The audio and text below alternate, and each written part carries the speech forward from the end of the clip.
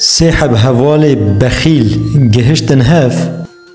پشتی شیورکی برفره جهفرا وصا قرار دان گوتن حیرا خلق در حق مدا پر زمان دریجیا دکن دبیجن او هرسی مروی بخیل و دستگرتی نج مال خود خوین نجی ددن کسیش بوی بخون جخینی وان گوتنا واد روشا ایرو دا ملت جبر زیدهیا زما ندکارن کیلو کی دما چا قاچاق بستینن و نجی دکارن تنکه که روم بستینن هیل من نهاتنا غزبه ورن ام درکبن میدانا باجر هنکی جمال خواه بدن فقیرا ام زمان وان جخوا قط بکن پشتی وی گفتگوی رابون کتن ری و هاتن میدانا باجر جبو هر یک جوان هنکی جمال خواه بدن فقیرا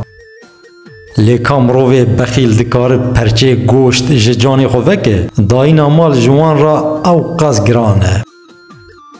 دما هات نوا باجار ملت لدور وان جویان و کوم بون چاوی وان مال هیویا وی خیرا جدسته وان بفلته بخیل پیشی خود دسه گاوا دا پیش و خیزی که گلوور مینا چنبری لعرده چکر گو از مال خود تبی بجور و باویجم تشتی کو کت ناوا چنبری جمرای تشتی کل دورا چنبری بکوه او جیش فقیرا رابه هی ماشالله افچه جامیرک بو گدی بو دورا بخیل دودیان اویجی خدا پیش و خیزیک راست لعرده چکر گو از مال خود بجور و باویجم تشتی کو لآل راست بکوه جمرای تشتی لآل چپ بکوه بلا دریا خوده دا تف جفقیرا رابه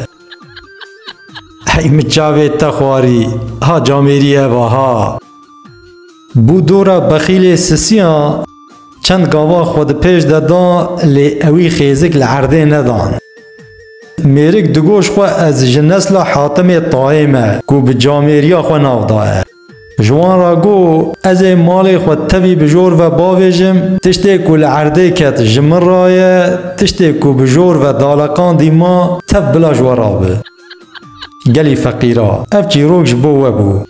هم بخبر آمه بکن لحیویا مالدار و جامیر و دوره نسکنن همه رابن جخورا کاره که به چند قروش هندک بجی ببینن و بشخلن دبکو بمعاش خواه نکار بن زکی خو تیر بکن لی همه پره و تیرا کفنی وجی بکه جمنتا مالدار ایرو چیتره